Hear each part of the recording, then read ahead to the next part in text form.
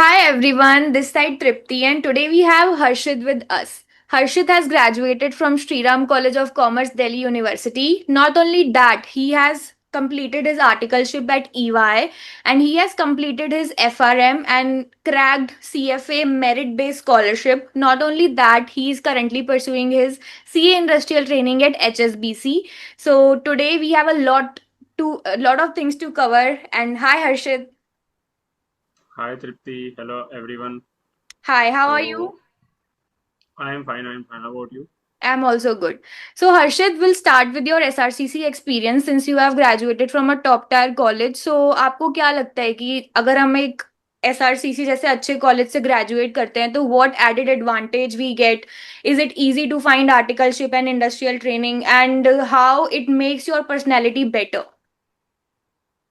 सो मैंने क्या ऑब्जर्व किया है कि मतलब मैं डीयू एज अ होल का तो नहीं कह सकता, बट अगर आप थोड़े एक अच्छे जो टॉप 4-5 कॉलेज हैं उसमें अगर आप जाते हो तो मतलब apart from academically I don't think there is much value addition, but yes personality development अच्छा होता है इन कॉलेज में, क्योंकि यहाँ पे मेरिट बेस्ड जो स्टूडेंट्स आते हैं तो मतलब एक जब ग्रुप अच्छा होगा तो अपने आप कॉम्पिटिटिवनेस बढ़ती है। तो इसलिए मतलब उसमें क्या कहते हैं कि कंपटीशन अच्छा निकल के आता है और सब मतलब एक दूसरे को बीट करना चाहते हैं, तो एक अच्छा एनवायरनमेंट बनता है।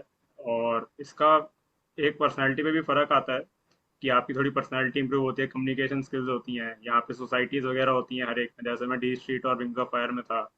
तो उसमें भी काफ़ी आपको एक बॉन्डिंग और टीम मैनेजमेंट वगैरह सीखने को मिलती है, और नॉलेज तो जो है ही प्रैक्टिकल एक्सपीरियंस मिलता है, एक्सपोजर मिलता है काफ़ी स्पॉन्सर के साथ डील करने का एंड ऑल। और मेरी जैसे यूआई में आर्टिकलशिप भी एसआरसीसी के कैंपस प्लेसमेंट से ही लगी थी। हम्म। तो डेफिनेटली एक कॉलेज का ब्रांड नेम है और जो प्लेटफॉर्म वो प्रोवाइड करता है for placement, that is also good.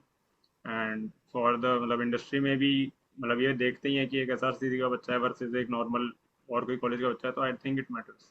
Okay. So I want to know कि आपने अपना सीए इंटरमीडिएट कॉलेज के कौन से सेमेस्टर में दिया था और उसके बाद आपने शायद एफआरएम पार्ट वन भी कॉलेज में ही करा था। So why did you decide कि आपको एफआरएम पार्ट वन करना है कॉलेज में? मैंने अपना जो सीए इंटर बोथ ग्रुप्स है वो अपने सेकंड सेमेस्टर के अंदर ही दे दिया था। एंड बाय गॉड्स ग्रेस मैं पास भी हो गया था बोथ ग्रुप्स में, तो आप कह सकते हैं कि मतलब फर्स्ट विद इन ईयर के 9 मंथ्स अंदर यू मेरा give? CA inter. Correct correct. Okay. So वो मेरा फर्स्ट ईयर में ही पास हो गया था सीए इंटर बोथ ग्रुप्स। तो फिर मैंने मतलब जैसे सारे आप नए नए सब्जेक्ट्स पढ़ते हो इंटर में, तो जैसे मेरे को फाइनेंस में काफ़ी इंटरेस्ट आया, मैंने संजय सारव सर से पढ़ा था। तो फिर मैंने सोचा कि यार फाइनेंस मतलब बढ़िया लग रहा है, थोड़ा अंदर से जील भी आ रहा था। तो मैंने फिर देखे कोर्सेज की कोर फाइनेंस के मतलब कौन से कोर्सेज हैं अगर उसमें करियर बिल्ड करना चाहे बंदा, तो उसमें सीएफए और एफआरएम मतलब प्राइमरली दो कोर्सेज हैं।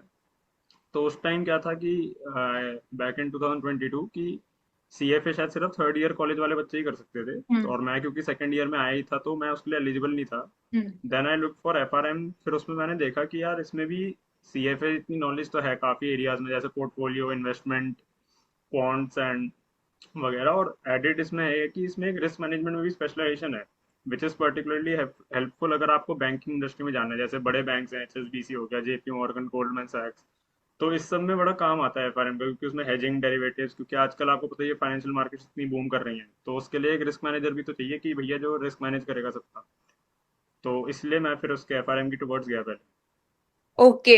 सो उसके बाद आपने ईवाई में आर्टिकलशिप स्टार्ट कर दी, but before that I want to know anything interesting about SRCC और एफआरएम का course, anything special which you would like to mention? So ये था कि जैसे हम जब तक एनईपी नहीं आई थी, न्यू एजुकेशन पॉलिसी, तो थोड़ा हम अटेंडेंस को लेवरेज कर सकते थे। जैसे मैंने फर्स्ट ईयर में इंटर किया था, तो फिर मैं सेकंड और थर्ड ईयर में मतलब एफआरएम करने लगा। मैंने सेकंड ईयर के एंड तक पार्ट वन क्लियर कर लिया था और थर्ड ईयर के एंड तक पार्ट टू क्लियर कर लिया था। बस उसमें एक थोड़ा फंस हुआ था कि मेरी जैसे ईवाई में आर्टिकलशिप लग गई थी कॉलेज से हम्म। इन फेब्रवरी और मार्च। बट मैं जैसे पीडब्ल्यूसी के साथ भी मतलब बात चल रही थी, क्योंकि उसमें मेरे को कोई अलग डोमेन मिल रहा था, तो I was interviewing and that process was going on. तो वहाँ पे मेरे को पता लगा कि मतलब पीडब्ल्यूसी वालों ने बैकग्राउंड चेक में कहा कि आईसीए का एक प्रोविजन है, मतलब रेगुलेशन है कि आप सीए के साथ मोर देन वन कोर्स नहीं कर सकते। हम्म। तो कॉन्फ्लिक्ट क्या आया कि मैं जैसे बीकॉम ऑलरेडी कर रहा हूँ रेगुलर कॉलेज से, तो अब उन्होंने ये ऑब्जेक्शन उठा दी कि आप एफआरएम भी साथ में कर रहे हो तो ये आपको ड्रॉप करना पड़ेगा। ओके। तो मतलब मैं मेरा मई 23 में मतलब सेकंड ईयर के एंड तक FRM पार्ट 1 पास हो गया था, तो and I was ready to give part 2 in May 24, जब मेरा थर्ड ईयर एंड होने वाला था। तो फिर काफी मैंने देखा देखा वो मैंने ट्रैक कर लिया कि वो रेगुलेशन तो सही है, बट बहुत लोगों को ये रेगुलेशन पता ही नहीं होती, मेरे को भी नहीं पता थी। तो अब मतलब डिलेमा था कि भैया कॉलेज तो अब छोड़ नहीं सकता मैं। तो फिर मैंने फिर वो FRM का वो वाला अटेम्प्ट छोड़ा, मतलब जो मैंने पूरी फीस दी थी 6 वेस्ट गई। फिर November 24 के लिए मैंने उसको रजिस्टर किया, बट हाँ उस पॉइंट पे मेरे को ड्रॉप करना पड़ा because more than one course वाली प्रोविजन वायलेट हो रहा था। ओके, बट ईवाई में ऐसा कुछ दिक्कत नहीं आया? EY में जब तक मैं गया वहाँ पे इतना नहीं हुआ स्ट्रिक्टली बैकग्राउंड चेक। और बाकी EY का एक्सपीरियंस में तो मेरा यही था कि मतलब वर्किंग आवर्स देखो थे अच्छा, मतलब जो कहते हैं लोग, मतलब मोर देन एवरेज तो है वर्किंग आवर्स। बट ये है कि काम भी अच्छा सीखने को मिलता है, जैसे क्लाइंट फेसिंग काम है, थोड़ा एक्सपोजर अच्छा मिलता है, आपका एक्सेल पे हाथ एकदम बढ़िया हो जाता है।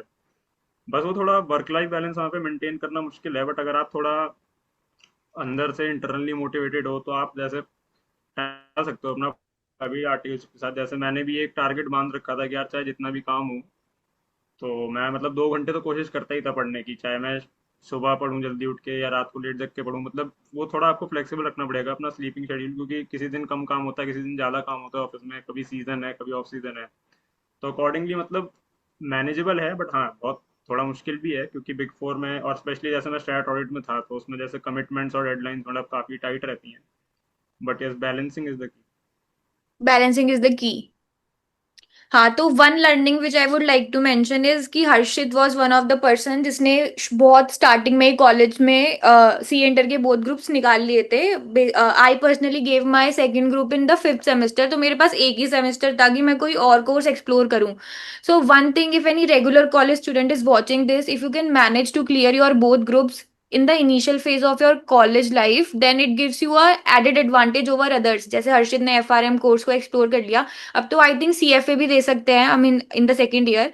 But you can explore other courses, and the second thing is he was internally motivated to study every hour, even in the EY articleship का फेज, क्योंकि उसमें हम बहुत एग्जॉस्ट हो जाते हैं। But even then he made sure कि वो अपना FRM पार्ट 2 कवर करके चले, एंड ही क्लियर्ड इट।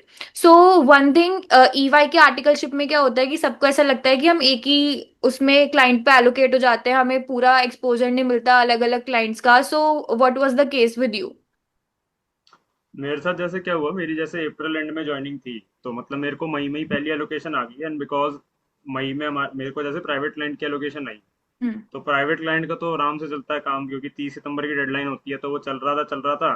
फिर मेरे को जुलाई में एक और लिस्टेड क्लाइंट की टीम से भी कॉल अप आ गया कि यार यहाँ पे भी बीच में आगे काम करना है। तो मतलब मैं एक तरह से उस टाइम 2 क्लाइंट पे फंस गया एक साथ। ओके। तो उस 15-20 दिन LR मतलब लिमिटेड रिव्यू करने में फिर लिस्टेड क्लाइंट पे गया। फिर अगस्त में मैं वापस उस प्राइवेट क्लाइंट पे आ गया। 30 अगस्त तक मेरा उस प्राइवेट क्लाइंट का काम खत्म हो गया, तो मतलब हमारा जो एलोकेशन पोर्टल है वहाँ पे एलोकेशन खाली आने लग गई। तो हम्म। उन्होंने एक और प्राइवेट क्लाइंट पे डाल दिया सितंबर सितंबर में। हम्म। तो मतलब वो 3 क्लाइंट तो मेरे फर्स्ट हाफ में ही हो गए थे। हम्म। फिर अक्टूबर में मैं वापस लिस्टेड वाले के LR पे चला गया। हम्म। फिर मतलब वो थोड़ा मोनोटनस हो रहा था, क्योंकि 2 क्वार्टर आप सेम एरियाज करते हो, ये है वो है, और मेरे को मतलब थोड़ा उसमें क्योंकि वर्क आवर्स भी कुछ ज़्यादा ही थे उस क्लाइंट पे थोड़ा, क्योंकि टीम छोटी थी और थोड़ी दिक्कतें थी। तो मैंने फिर डायरेक्टर से बात करी कि यार मेरे को आप इस टीम से ले लो, मैं ये नहीं कर पाऊंगा कंटिन्यू। और मेरा नवंबर में एग्जाम भी था FRM का, तो फिर मैंने हफ्ते 10 दिन की लीव भी डाल रखी, तो उन्होंने फिर हटा ही दिया। फिर मेरे को दूसरे लिस्टेड क्लाइंट पे डाला। एंड रेस्ट 6 मंथ्स मतलब मैंने उसी पे किया प्राइमरीली काम। तो आप कह सकते हो कि ऐसे मैंने करके 4 क्लाइंट कर लिए एक साल में। हम्म। और मतलब उस सब चारों क्लाइंट पे डिफरेंट एरियाज भी करने को मिले। बस ये है कि थोड़ा आपको स्पीकअप करना आना चाहिए कि यार अब मेरे को और दूसरे क्लाइंट पे करने दो, या जैसे प्राइवेट क्लाइंट से एक्सपोजर एक्चुअली बहुत जरूरी है। लिस्टेड क्लाइंट्स पे आपको थोड़ा कम दिमाग वाला ही काम मिलेगा, प्राइवेट क्लाइंट पे आपको थोड़ा ज्यादा खुला अच्छा काम मिलता है। तो कोशिश करनी चाहिए अपने जो भी काउंसलर है या जो भी मैनेजर है उससे बात करके, क्या मेरे को और भी जगह काम करना है, तो that's important. Yeah so many juniors reach out to me, वो पूछते हैं कि क्या दीदी आप भी एक ही क्लाइंट पे करते रहते थे क्या? So this is one thing which Harshit has mentioned, कि you have to speak for yourself, because no one is going to speak for you until and unless you speak. तो अगर आप चाहते हो कि आप अलग अलग क्लाइंट्स पे वर्क करो, एरियाज पे वर्क करो, then only you have to reach your seniors. Okay, now coming to your industrial training. So you completed 1 year at EY, then how did you decide कि आपको इंडस्ट्रियल ट्रेनिंग करना है, and when before how many months of your 1 year end you started to see for opportunities? सो जब मैं EY में स्ट्रैटॉइड में join किया, मतलब जब बंदा आर्टिकलशिप चालू नहीं करता ना, सबको क्रेज लगा रहता है कि यार स्ट्रैटॉइड में करनी है, स्ट्रैटॉइड में करनी है, स्ट्रैटॉइड स्ट्रैटॉइड, तो ठीक है, तो कर ली ज्वाइन उसमें। बट फिर जब 4-5 महीने काम किया तब पता लगा यार इसमें तो बहुत मतलब घिसना पड़ता है और काफी रिगरस मतलब वो है। मतलब ग्रोथ भी अच्छी है नो डाउट। जो बंदा थोड़ा वो है कि यार खरी बिल्कुल प्रोग्रेस ओरिएंटेड की जो आएगा देख लेंगे, बट ग्रोथ चाहिए, तो मतलब आप आराम से अगर आप अच्छे से काम करो तो 15-20 साल में मैक्सिमम आप यहाँ पे पार्टनर बन सकते हो इंटर्न से लेके। हम्म। जो यंगेस्ट पार्टनर है वो तो आई थिंक 10-12 साल में ही बन गया था। और आई थिंक जो ईवाई से आर्टिकलशिप करते हैं उनका प्रमोशन भी जल्दी होता है, होम ग्रोन इंटर्न्स हाँ, का। तो वो हर जगह ही है, जो भी बिग फोर में आप करोगे मतलब, तो हम्म। वो तो प्रेफर करेंगे कि यार इसको काम सिखाए, 1 साल बैठ के उसको थोड़ा रिटेन कर लो, तो उनको तो फायदा ही होता है उस चीज में। तो बट उसमें डाउन साइड मेरे को ये दिखी कि यार थोड़ी हेल्थ और फैमिली कॉम्प्रोमाइज होती है। मतलब आप जब बाहर का इतना 10-10 12-12 14-14 घंटे काम कर रहे हो, फिर आप खा भी 2 टाइम बाहर का रहे हो, तो मतलब कहीं ना कहीं आपको दिखेगा नहीं, अभी बॉडी यंग है, बट डाउन द लाइन वो हेल्थ को एडवर्सली इफेक्ट करता ही है। और जो फैमिली और रिलेशन है, मतलब वो प्रायोरिटी की बात है। ऐसे मेरे को थोड़ा वर्क लाइफ बैलेंस और अपनी हेल्थ पे वो करना था प्रायोरिटाइज, तो मैं फिर इंडस्ट्री देखने लग गया, क्योंकि इंडस्ट्री में क्या है कि थोड़ा वर्क लाइफ बैलेंस बेटर होता है, फिक्स्ड वर्किंग आवर्स होते हैं, सीजनैलिटी तो देखो हर काम में रहेगी, बट हाँ इन एवरेज थोड़ा वहाँ पे सेम रहता है। और मतलब मैं यही कहूंगा कि इंडस्ट्रियल ट्रेनिंग देखना बंदे को अपनी जो भी, जब उसको छोड़नी है उसे 3-4 महीने पहले चालू कर देना चाहिए। Okay. One of the reason is कि आजकल आपने मार्केट देखी हुई है, जॉब मार्केट का बहुत बुरा हाल है, तो आप एक्सपेक्ट नहीं कर सकते खड़े पांव आप मार्केट में उतरोगे और आपको 1-2 महीने में जॉब मिल जाएगी। दैट्स वेरी मतलब किस्मत वाली बात तो अलग है, बट आप एक्सपेक्ट करके नहीं ये कहीं पे रिजाइन डाल सकते कि यार मिल ही जाएगी। दूसरी चीज है कि एक आईसीआई का प्रोविजन है, मतलब रेगुलेशन है कि अगर आपको इंडस्ट्रियल ट्रेनिंग जाना है, your second year of articleship, मतलब अब 2 ही साल की रह गई है, तो मैं उस हिसाब से बात कर रहा हूँ, तो आपको 3 मंथ्स बिफोर अपने प्रिंसिपल को इंटीमेट करना पड़ेगा। अगर आप वो नहीं करते then principal gets a right to stop you from leaving. तो मतलब ये एक बहुत इंपॉर्टेंट चीज है कि इट्स जस्ट एन इंटीमेशन, वो रेजिग्नेशन नहीं है। रेजिग्नेशन आपका नोटिस पीरियड हो सकता है, आपके ऑफर लेटर पे 1 महीने लिखा हो, 2 महीने लिखा हो, दैट्स इरिस्पेक्टिव ऑफ दिस। हम्म। तो आपको 3 महीने पहले अपने प्रिंसिपल को जरूर बता देना चाहिए कि भाई मैं शायद जा सकता हूँ, फॉर्मली मेल पे लिख के दे दो, it's just an intimation, don't treat it as my formal resignation yet. Hmm. तो आप एक तरह से लीगली कवर्ड रहोगे कि कल को प्रिंसिपल आपको उस ग्राउंड्स पे नहीं रोकेगा एटलीस्ट, क्योंकि काफी मैंने देखा है मिड साइज फर्म्स में बहुत पंगा डालते हैं प्रिंसिपल कि भाई मैं नहीं जाने दूंगा, आप ट्रांसफर नहीं ले सकते, फलाना ढिमका पेपर रख लेते हैं। तो उसके लिए भी एक रेमेडी है आजकल, जैसे फॉर्म 120 चल रहा है। हम्म। अगर आप फॉर्म 120 भर देते हो आईसीआई का, तो हम्म। उसमें आपका पास ये राइट आ जाता है कि आप प्रिंसिपल के बिना अप्रूवल के भी जा सकते हो, मतलब अपनी आर्टिकलशिप वहां से टर्मिनेट करवा सकते हो। तो ओके। मतलब ये भी अच्छी रेमेडी है जो मतलब स्टूडेंट्स को ध्यान रखनी चाहिए कि अगर प्रिंसिपल ज्यादा ही बदतमीजी पे उतर रहा है। बट हाँ, आप अगर कोई इंडस्ट्री जाने तो आप भी अपने आप को सिक्योर रख के चलिए कि 3 महीने पहले आप एटलीस्ट उसको इंटीमेट कर दें और ढूंढना भी चालू कर दें साथ साथ। या आई थिंक ये जो 3 मंथ्स इंटीमेशन वाली बात है, काफी लोगों को पता नहीं होता एंड उसमें लास्ट में वो फंस जाते हैं, they are not able to go to their dream firms जिसके लिए इतने महीने से मेहनत कर रहे हैं। तो this is I think we should inform, और हमें अपने मैनेजर्स और टीममेट्स को तो पहले से ही बता के रखना चाहिए कि मेरा प्लान है कि मैं 1 साल बाद आर्टिकलशिप करूंगा या करूंगी। तो वो भी इंटरनली मतलब प्रिपेयर हो जाते हैं कि हाँ ये बंदा जा रहा है तो इसका रिप्लेसमेंट ढूंढना है या फिर क्या करना है। Okay then. Correct. So, HSBC की if we talk about HSBC, not only H S B C या फिर कोई भी और फर्म की जो अपॉर्चुनिटी है तो हमें कहाँ फाइंड करनी चाहिए? जैसे आपने बताया कि 3-4 महीने पहले शुरू कर दो, और इंटरव्यू के लिए कैसे प्रेप करना चाहिए, CV, cover letter, if you made any?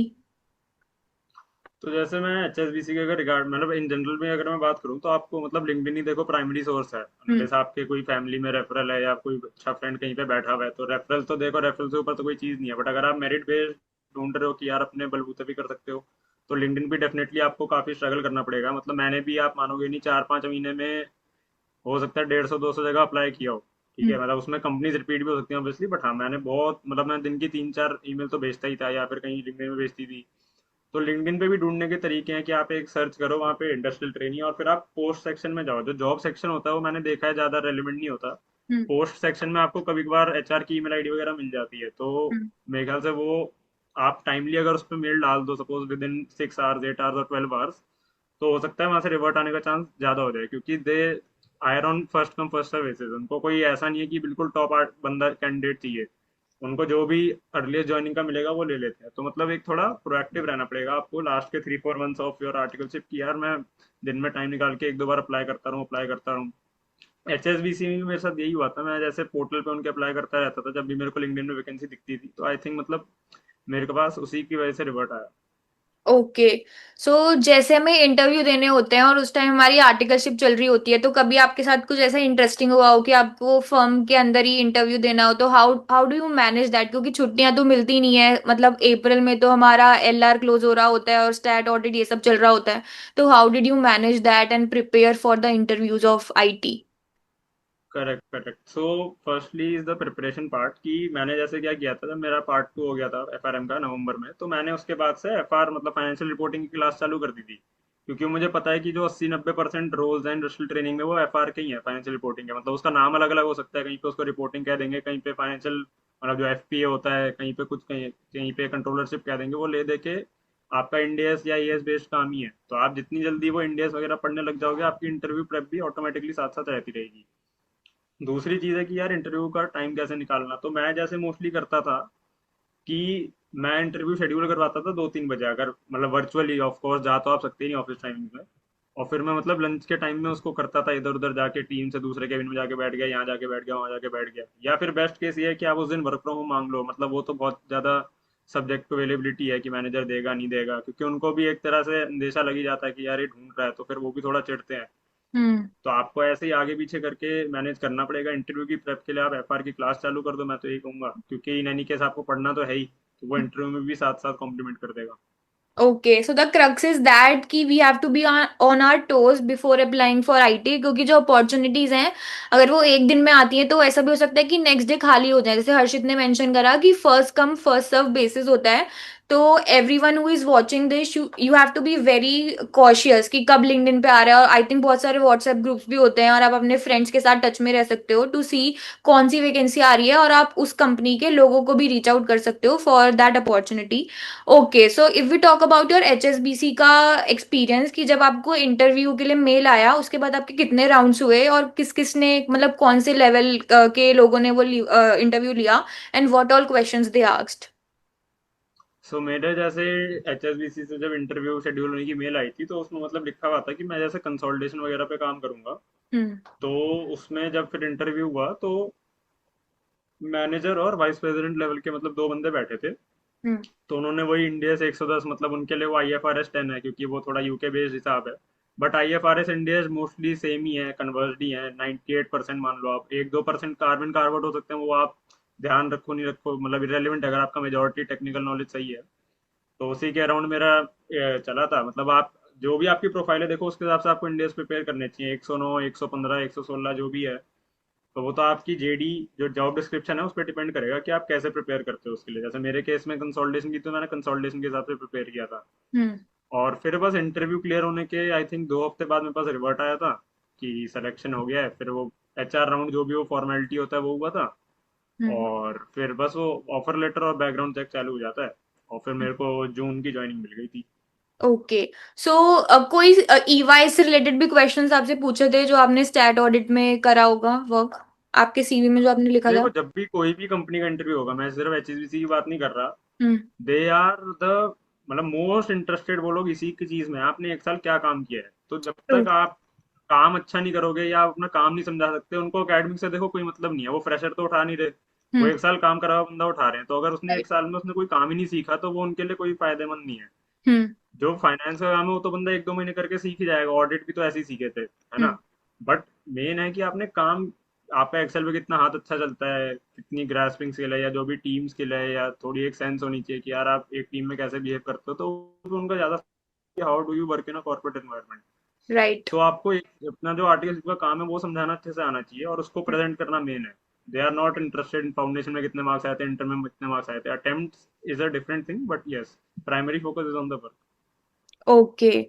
So you started your industrial training in HSBC in June end. Work.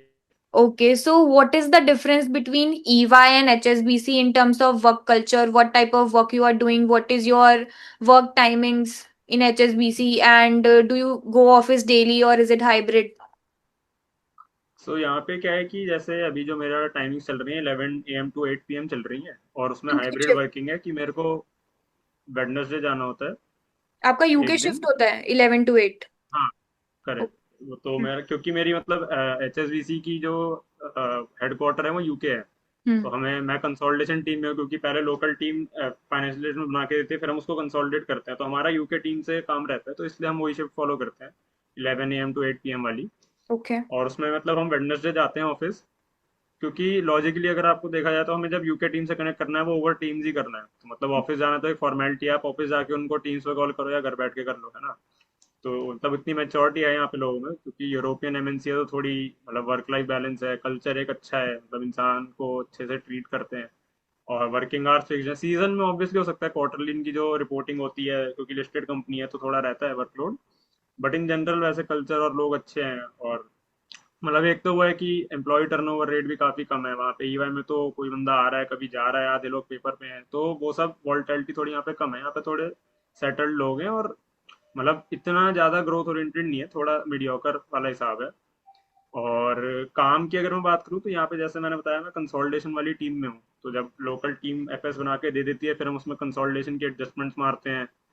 काफी काम तो ऑटोमेटेड है। और मतलब जो मैं जिस टीम में हूँ, एक स्पेशलाइज टीम है, पॉड्स टीम उसको कहते हैं, तो उसमें मैं ऑटोमेशन पे भी काम कर रहा हूँ, कि जैसे हमारे KFM होते हैं, की financial metrics such as return on equity, EPS, जो ये डिस्क्लोजर्स आते हैं इंटरिम रिपोर्ट, एनुअल रिपोर्ट में, वो भी मैं ऑटोमेट कर सकूँ। ठीक है।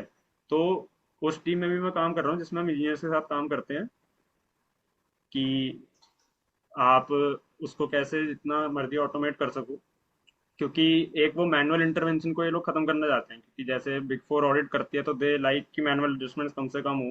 हम्म। तो उस टीम में भी मैं काम कर रहा हूँ, तो ये भी एक यहाँ पे नई टाइप का एक्सपोजर है, कि आपको थोड़ा कोडिंग वोडिंग का भी एक्सपोजर मिलता है, कि आप कैसे बैकएंड में जाके उसको फॉर्मूला ड्रिवन कर सकते ओके, सो मतलब बेसिक डिफरेंस ये है कि ईवाई में we had to go office daily, and यहाँ पे एक दिन जाना होता है। और ये आई थिंक बहुत सारे इंडस्ट्रियल ट्रेनिंग कंपनीज में होता है कि हाइब्रिड वर्क मॉडल होता है और फिक्स वर्क टाइमिंग्स होते हैं, वर्क कल्चर अच्छा होता है, you get a different exposure. Okay, हो। all correct. right. So after going into HSBC, you decided to pursue CFA, and for that you cracked merit-based scholarship. So can you tell everything about it, like from scratch? कि अगर ये next year भी आता है तो अगर किसी student को चाहिए, because CFA is a course which many people are not able to pursue because of the financial issue. So it is very helpful to many students. So please elaborate on that. तो CFA जैसे है, तो CFA मतलब मैंने करना था, ये तो मैंने पहले डिसाइड कर लिया था, बस वो है Hmm. कि वो ग्रेजुअली होगा, सब एक साथ नहीं हो सकता। तो सीएफए में जैसे एक एक्सेस स्कॉलरशिप होती है, कि वो नीड बेस्ड कैंडिडेट्स के लिए होती है। उसमें आप एक ऐसे वगैरह लिख के देते हो और अपना नेट एसेट्स वगैरह, एनुअल इनकम वगैरह डिक्लेयर करते हो, फिर they decide whether to give you internship scholarship और नॉट। तो मैंने उसमें किया था, तो मेरा नहीं हुआ उसमें क्वालिफाई, मतलब क्योंकि मैं थोड़ा डिसेंट मतलब फैमिली से हूँ, तो जेन्युइन भी था कि ठीक है, मैंने बस ट्राई किया था, नहीं हुआ तो नहीं हुआ। मतलब कुछ लोग करते हैं कि यार उसमें झूठ वूठ लिख दिया बहुत ही, कि मतलब अच्छे फैमिली से होके भी लोग झूठ लिखते हैं ताकि स्कॉलरशिप मिल जाए, तो वो मतलब मेरा मन नहीं करता ऐसे काम करने Hmm. का। तो मैंने वो नहीं ली। आई वॉज मेंटली प्रिपेयर्ड कि यार जो भी फीस है अपनी 1,000-1,200 डॉलर वो भरनी पड़ेगी। बट जैसे मैं मतलब संजय सारा सर को एफएम इंटर एफएम से ही फॉलो कर रहा हूँ, तो 2-3 साल से मैं फॉलो कर रहा हूँ, तो एक आउट ऑफ जून एंड या जुलाई में एक अपॉर्चुनिटी दिखी कि he launched a scholarship for CFA L1 students in collaboration with the CFA institute, कि अगर आप वो क्रैक कर लेते हो स्कॉलरशिप, तो आपकी एग्जाम फीस $600 रह जाएगी सिर्फ। जो Okay. भी 1200 या 1400 देने पड़ते हैं, कुछ नहीं देना पड़ेगा, सिर्फ 600 डॉलर्स देने पड़ेंगे। मतलब वो संजय सारा सर अपनी जेब से नहीं दे देते, वो सीएफए इंस्टीट्यूट ही देगा, बस वो एक एग्जाम ऑर्गेनाइजर या कोलैबोरेटर थे, आप कह सकते हो। मतलब ये मैंने आज तक नहीं देखी थी opportunity. First time. Merit based थी क्योंकि ये, हाँ। तो मतलब मैं काफी हैरान था, मैंने कहा यार कमाल है, क्योंकि मेरिट बेस्ड मैंने कम ही देखा है, तो ये पहली बार मैंने कहा चल अप्लाई तो करते हैं, देखते हैं क्या होता है, अभी मैंने भरा तो नहीं है फॉर्म। तो जब मैं सब हो गया, फिर जब उन्होंने डिटेल्स बताई कि क्या डिटेल्स हैं, तो उसमें था कि मतलब वो कॉमन सेंस बेस्ड एग्जाम है, कोई ऐसा नहीं है कि आपको कोई उसके लिए प्रीरिक्विजिट नॉलेज चाहिए। अगर कहीं पे कोई फॉर्मूला अप्लाई हो रहा है, सपोज ग्रॉस प्रॉफिट का भी, तो वो क्वेश्चन में लिखा रहेगा कि भैया ये फॉर्मूला यूज करना है। या Okay. अगर कोई सेल्स ग्रोथ का है, मतलब फॉर्मूला वो खेल ही नहीं रहे उस पर, फॉर्मूला या रेशियोज पे आपको फॉर्मूला याद है या नहीं है, उनको बस एप्लीकेटिव माइंड देखना है, कि नॉर्मल डेटा इंट्रेशन की ग्राफ है, नंबर्स हैं, कैसे आप एक दिमाग चलाते हो। तो फॉर्मेट क्या था कि 10 क्वेश्चन थे, और पर क्वेश्चन 1.5 मिनट का टाइम था, it was a quiz format. तो मतलब मैं काफी हैरान, क्योंकि 1,000 लोग कम से कम पार्टिसिपेट कर रहे होंगे, तो 10 में से 10 लाना, वो भी जिसमें कॉमन सेंस का है, और आजकल वैसे ही चैट जीपीटी और ये इतना सब कुछ है, तो मतलब वो कोई मुश्किल काम नहीं है मेरे हिसाब से। तो मैंने वही हिसाब लगाया कि यार, अगर एक क्वेश्चन में 1.5 मिनट ही मिल रहा है, तो मतलब मेरे को with in 30 seconds her question को करना पड़ेगा, तभी मैं जो चीटर्स वीटर्स हैं या जो भी बंदा कर रहा है उसको तभी बीट कर सकता हूँ। क्योंकि 1,000 में से सिर्फ 5 लोगों को मिलनी थी सोलो स्कॉलरशिप, तो मतलब 0.5% रिजल्ट था इसका। हम्म। तो मैंने वही स्ट्रेटजी बनाई कि यार, कि अपने इंस्टिंक्ट पे थोड़ा खेलूंगा, कि ताकि फटाफट करूँ, हो सकता है पूरा आंसर मैं लेफ्ट ना करके बीच में आंसर दे दूं, क्योंकि मैं अगर 10 बाय 10 लाता हूँ ज्यादा टाइम लगा के, या फिर 9 या 8 लाऊं, बात तो बराबर ही है, क्योंकि अल्टीमेटली 5 वही लोग जीतेंगे जो सबसे तेज करेंगे। तो टाइम। स्पीड मतलब ज्यादा इंपॉर्टेंट है। तो वही मैंने किया। और फिर मतलब मेरे को अगले दिन कॉल आ गई कि आपका हो गया, तो मतलब मैं बहुत हैरान था, क्योंकि 10 बाय 10 तो कम से कम 100 लोगों के भी आए होंगे, तो वो हम्म।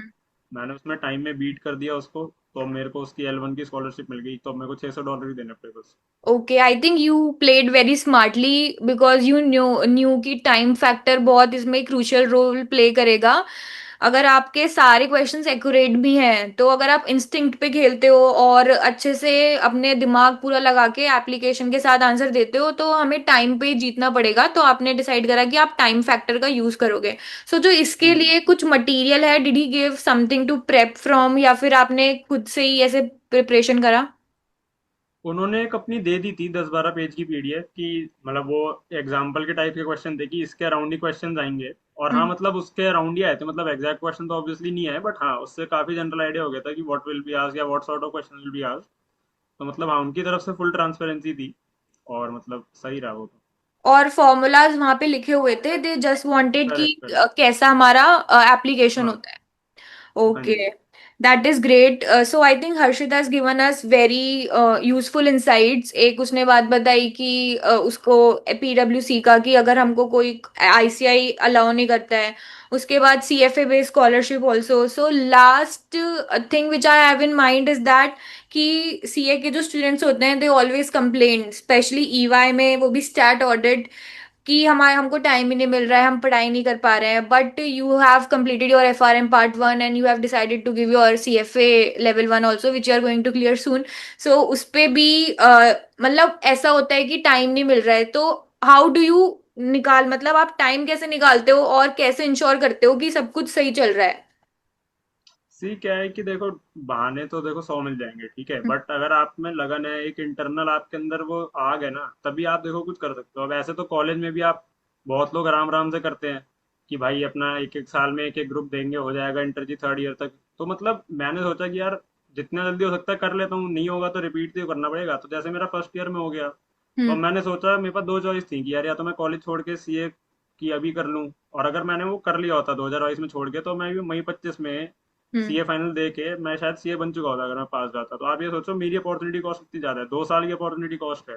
हम्म। तो मैंने सोचा यार, अगर मैं 2 साल की एक अपॉर्चुनिटी कॉस्ट बियर कर रहा हूँ, तो उसके अगेंस्ट भी तो मैं कुछ करूँ। तो फिर मैंने एफआरएम किया, अब मैं सीएफए करूंगा। तो मतलब वो अंदर से आना चाहिए, अगर आपके अंदर से नहीं आएगा, तो आप कभी भी टाइम नहीं निकाल पाओगे। टाइम होते हुए भी आपको टाइम नहीं दिखेगा, आप अपना टाइम पास करोगे, टीवी है, मोबाइल है, टाइम पास के तो बहुत जरिए हैं, देखो।